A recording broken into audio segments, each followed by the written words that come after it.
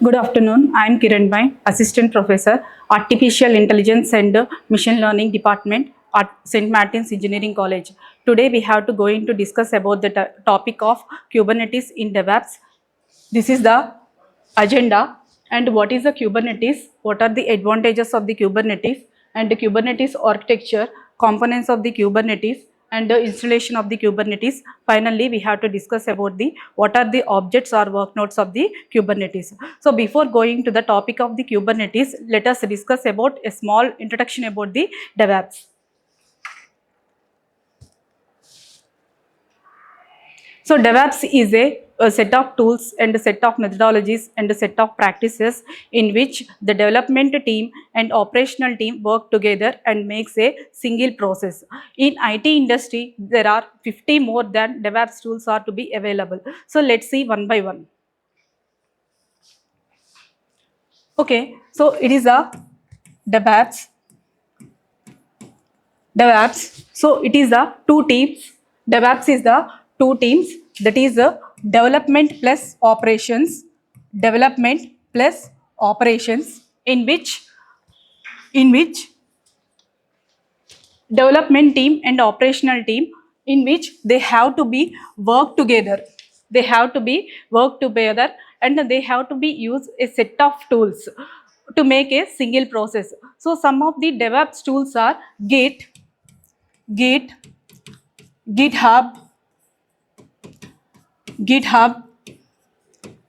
SonarQube, Maven, Docker, Kubernetes, Ansible, Puppet, Chef, Jenkins,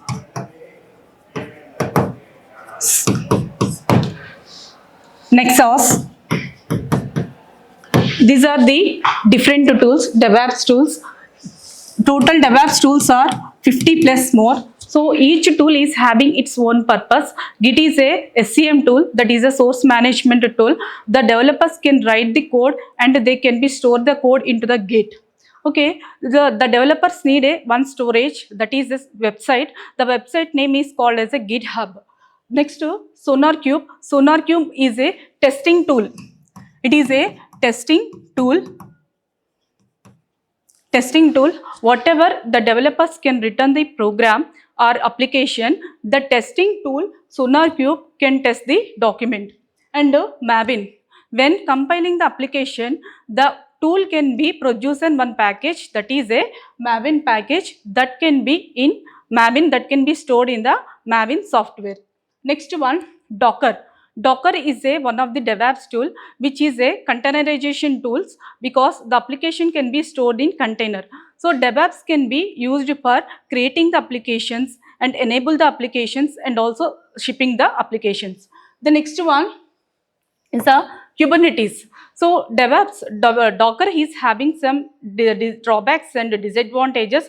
That's why the Google can be introduced the product called as a Kubernetes, and Kubernetes is also called as a shortly K8. The short name of the Kubernetes is a K8. So it is used to managing the containerized applications. Okay, the next tool is the Kubernetes, and Kubernetes is also shortly called as a Q8, which is used to managing the containerized applications. Okay, to avoiding the drawbacks of the Docker software, the Google has to be introduced the software is the Kubernetes. It is a product of the Google. The next one, Ansible. So Ansible is a configuration tool. For example, there is a server. From this server, I want to make the number of servers. I want to increase the number of servers by using the configuration tools, Ansible, Puppet, and Chef. These three are the configuration tools which are used to increasing the number of servers. The next one, Jenkins. So in all these tools, the Jenkins is very important tool because the Jenkins software can be integrates all the tools to deploying the applications, to maintenance and managing the continuous integration and continuous deployment. The Jenkins tool is very, very important. For example, we have to use all these tools, but we are not using Jenkins tool. So it is useless. The project is useless. So in a companies, all developers or admin teams or all operational teams can use any these tools, and also plus Jenkins tool. The Nexus is used for storing the package. Here the Maven software can be creates the package. That package can be stored under the Nexus. So the Nexus tool, we have to be call it as a repository tools, because it can be stores all the packages like jar, var and ar. So whenever the developer develops the code, compile the code, for example, I have a Java applications. So the developer can be developing the code and compile the code by using the Maven software. That package can be stored in the Nexus repository. Okay, these are the quick introduction about the DevOps. Let's go to our next topic. Our topic,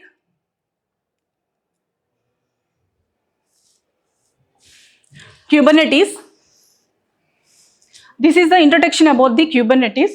Kubernetes is an orchestration engine and open source and platform and manage the containerized applications. That means it is a orchestration engine. That means Kubernetes maintaining and managing the containers. Kubernetes maintaining and managing the containers. It is the open source platform, and also Kubernetes is having the community. It is having community because Google is a one brand. So the Google can be maintains the community, while the developer or other people, when deploying the application into the Kubernetes, they can be, if they have any queries, when they post into the community, they can get the solution. So that is the community. Kubernetes maintaining the community. Next one, what is the open source? Open source is nothing but it is a free software. Open source is a free software, means everyone can be download the Kubernetes software and everyone can do the programs, can deploy the applications into the Kubernetes. So that is the meaning of the open source. The next one, responsibilities. So Kubernetes is having several responsibilities: container deployment, scaling, descaling of the containers, and container load balancing. So we will discuss this point in the coming slides. So the next one, actually Kubernetes is not a replacement of the Docker, but Kubernetes is considered as a replacement of the Docker Swarm. So Docker is one of the DevOps tool. It is also used for deploying the applications and deploying the container. So container is nothing but it is a process which can store the application. So Docker is also one of the containerization tools, and by using the Docker, we can create the program, we can be shipping the program, we can execute the program. But the drawback of the Docker is the Docker never be increasing the number of applications. The Docker never be increase the number of replicas. So replicas is nothing but application. So Docker is not to be increasing and also decreasing the number of replicas. And the second drawback of the Docker is, if there is any loss of application, Docker cannot be replace it. The Docker cannot be replace it if application is dead or application is crashed. Okay, the Docker is introduced a product called as a Docker Swarm. So Docker Swarm is also one of the orchestration tool like as a Kubernetes. But what are the difference between the Docker and the Kubernetes? So Docker is a lightweight architecture. It is having only some few features. Docker contains only few features. It is a lightweight architecture. Kubernetes is a complex architecture, and also it contains the more features. And Kubernetes is more complicated than compared to the Docker. Born in Google, written Go language, donated to CNCF, that is the Cloud Native Computing Foundation in 2014. So Kubernetes is introduced in 2014. It is a product of Google, and the Google can give this product to the CNCF. That is one of the organization. So the organization can be adopted this Kubernetes product, and in 2014 Kubernetes V1 V1.0 was released on July 21, 2015. So now the present version is 1.20. That means from last 20 years onwards, last 8 years onwards, the Kubernetes can be released 20 versions.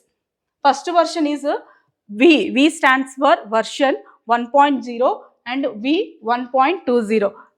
V 1.1, 1.2, 1.3, 1.19, 1.20. The present version of the Kubernetes is 1.20, V 1.20. So these are the advantages and the features of a Kubernetes. Kubernetes mainly contains the three advantages. The first one, automatic scheduling. Second one, self-healing capabilities.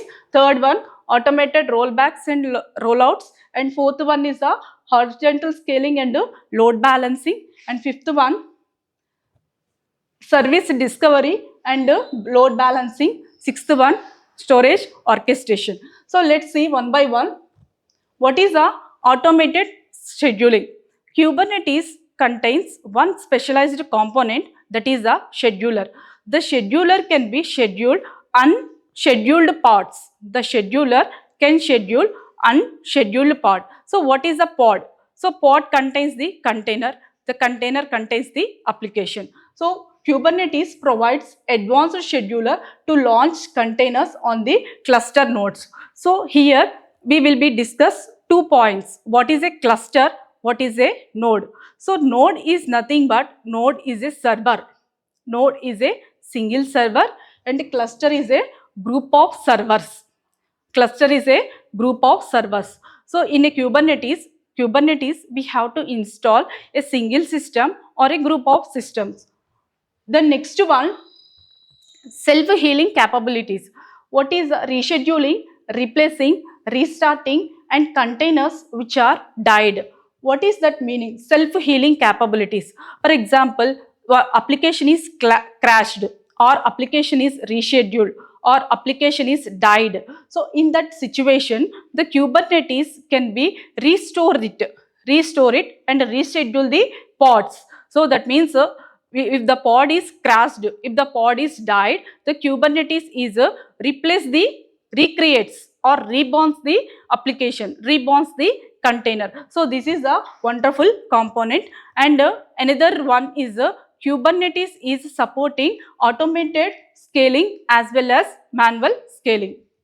The third one is what automated rollbacks and rollouts. So Kubernetes supports rollbacks and rollbacks for the desired state of the containerized. For example, what is that meaning? For example, the developer released a version 1 program, that is 1. Application 1, the version is 1. So today he wants to re-release the application. So he is deployed into the Kubernetes. Later he realized that he did mistake. He done a coding mistake.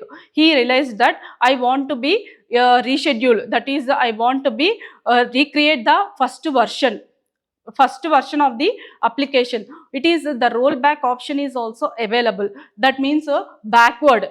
Rollback is nothing but backward, and then he get the first version of his application. So that is the meaning of the automated rollout and rollbacks. The next one, horizontal scaling and load balancing. So Kubernetes can scale up and scale down the applications as per the requirements. That means Kubernetes automatically or manually increasing the number of replicas and also decreasing the number of replicas. Replicas is nothing but duplicate copy. Replica is nothing but duplicate copy as per the user requirements.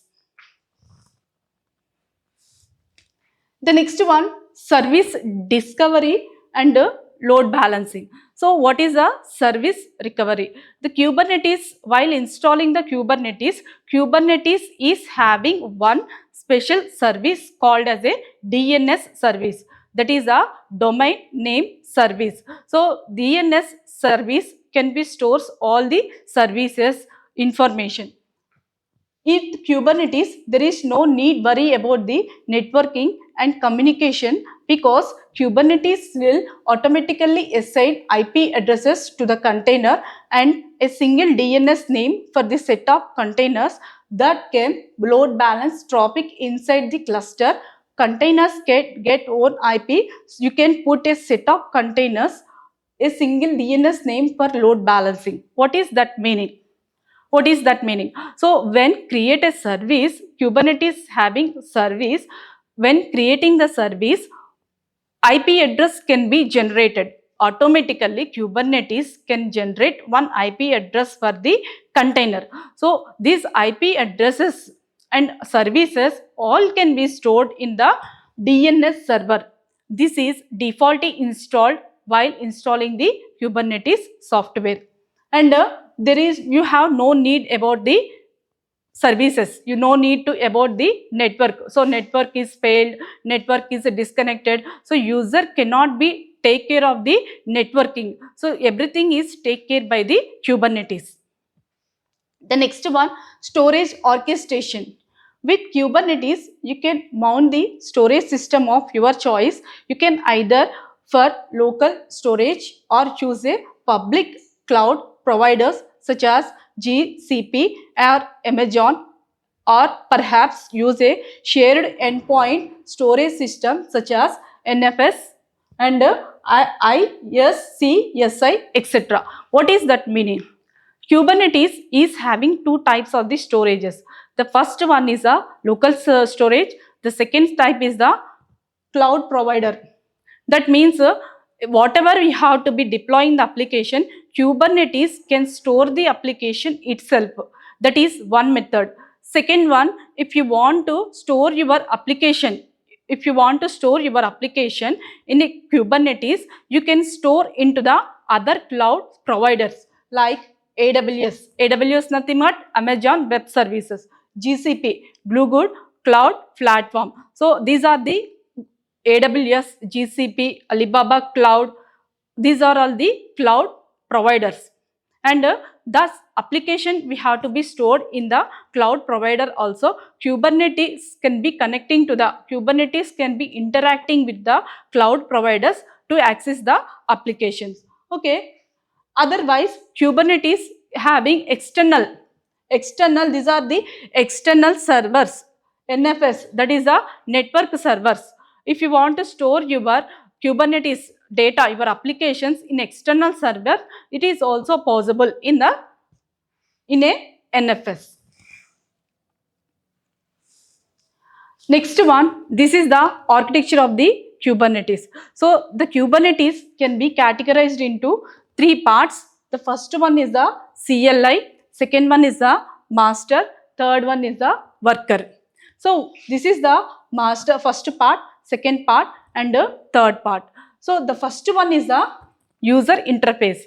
For example, the client wants to communicating with the master mission. So this is the master mission, this is the worker mission.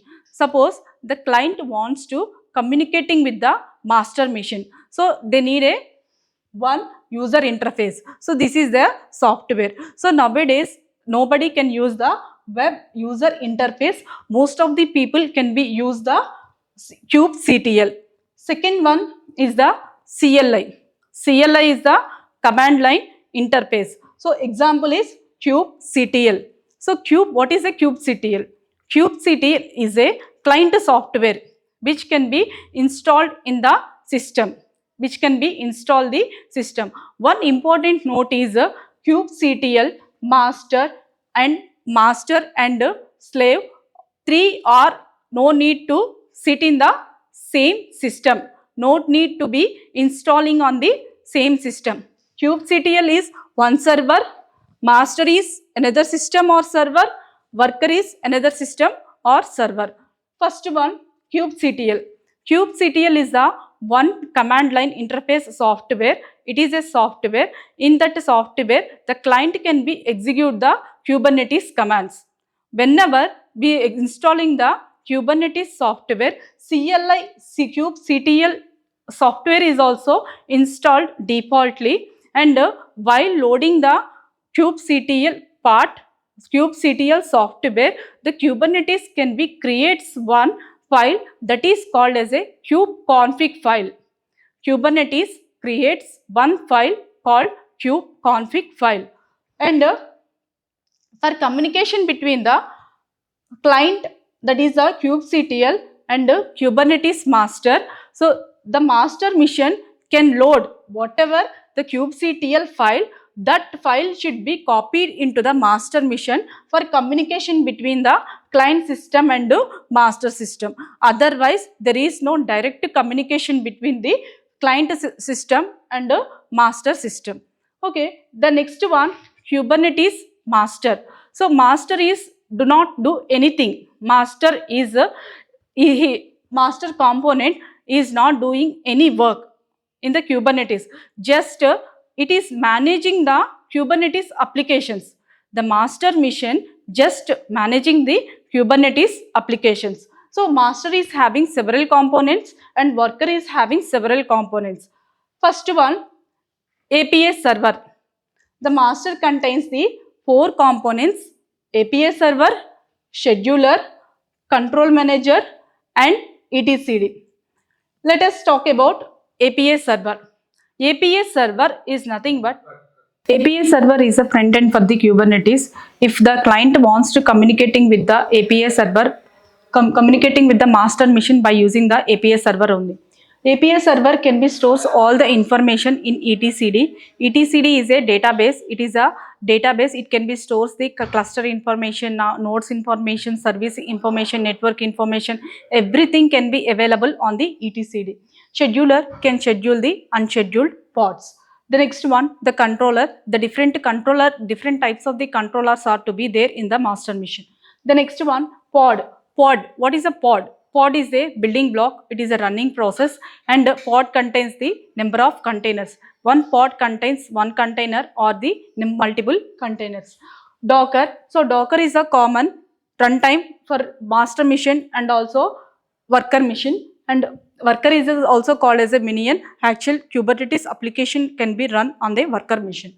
So this is the kubelet. Kubelet can be reads the manifest files, and it can maintain the pods are healthier or not. And kubeproxy. So this is the one of the important components. It contains the communication rules. Service is a logical concept, but kubeproxy is the take care of all the networking. That means inbound traffic as well as outbound traffic. And this is the content about the components. So installation of the Kubernetes, there are two types. The first one is a self-managed Kubernetes cluster and a managed Kubernetes cluster. Self-managed Kubernetes cluster means you can be installed yourself. If there is any issues, you have to be take care of you. That is in real time there are two types. The first one is the Minikube, second one is the Kubernetes. Minikube is a single node and Kubernetes is a multiple nodes. And managed Kubernetes cluster, that is nothing but cloud services, EKS, AKS, GKS. EKS nothing but Elastic Kubernetes Service, and AKS nothing but Azure Kubernetes Service, and GKS nothing but Google Kubernetes Service. So cloud provider can be take care of it, installation of the Kubernetes and managing the Kubernetes. But you have to give just only, you have to write your requirements, that's all. The next one is a COPS. It is only used for production servers. It is a high availability method. This is the structure of the Kubernetes. Kubernetes can be written in YAML language, and the YAML language, it is API version, and the pod name, and the name of the pod, and the application of the pod, and the namespace. The next one, specifications and containers. Containers contains the pod information image, and this is about, we have to discuss this point, image Docker Hansen. This is the registry name, Docker registry name. So Docker images can be stored in the Docker registry, that is the registry name is the Docker Hansen. The next one, this is the Java web app, it is the image name. Every image contains the port, container contains the port, and the port is the default port is 8080. So these are the objects of the Kubernetes. The first one, pod, namespace, service, replication control, replica set, daemon set, deployment, ingress, stateful set, volumes, and RBAC. What is a pod? Already we discussed, pod is a running process, pod contains the containers. Namespace. Namespace is nothing but a cluster. It is a cluster wrapped into the cluster. So the cluster contains the cluster within the cluster. That means all Kubernetes objects can be wrapped into the namespace. So namespaces are, there are three types of namespaces: default namespace, kube system namespace, and kube public namespace. So whatever we have to be creating the objects that can be stored on the kube public namespace. The next one is the service. Service is one of the Kubernetes object. It is a Kubernetes workload in which accessible or discover the service, discovering the nodes. So it is, the service is contains the one virtual IP. When we have to create the service, Kubernetes can be creates one virtual IP address. By using those IP address, the pods can be communicating, one pod can be communicating with the other pod. The next one, replication controller. The replication control is a, and the replica set, the both are same. The replication controller is it can be maintain the pods, it can be manage the pods, as well as it can be creates the number of replicas. The replica sets can be creates the number of replicas. If any pod can be crashes, the replication controller can be replaced. Next, replica set. Replica set is nothing but it is the next generation of the replication set, and it is also managing the pods. If the any pod is died, the replica set can be replaced. The daemon set is a one of the component. Again, it is one of the component in which it can be maintain the duplicate copy of the pod in each and every node. Next, deployment. Deployment nothing but declarative updates of the pods and replica sets. Ingress. So ingress is one of the resource. It is one of the resource. It can be adding the rules, and it can be adding the networking rules. Next, volumes. Volumes is nothing but it is the storage. Volumes is nothing but the storage. Your application can be stored in the volumes. The next one, RBAC. So it is a security purpose role based access control. It can be maintains the authorization and also authentication information within the Kubernetes. So let's see the small video about the Kubernetes, how the Kubernetes can be works.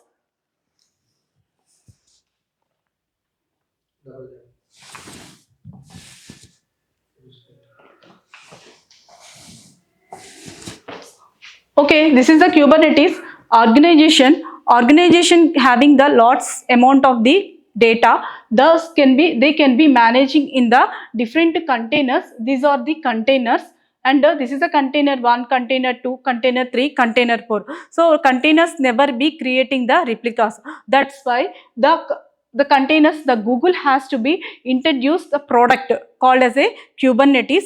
In the Kubernetes, Google can be creating the product Kubernetes.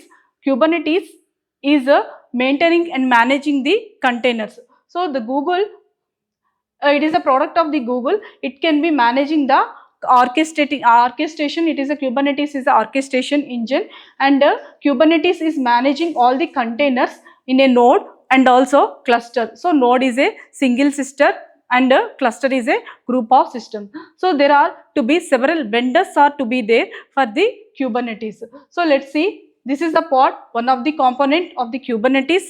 This is the pod, one of the component, and the deployment is another component, and the stateful set is another component, another object, and these are the objects of the Kubernetes. So who are the vendors? So the vendors are AWS EC2, and Slinder, Docker, VMware, Rockspace, Core, Docker and VMware Spare, and KVM and Libvirt. Okay, finally, Kubernetes is a orchestration tool which is used to deploying the applications, scaling and descaling the applications, and it can be acts as a load balancer.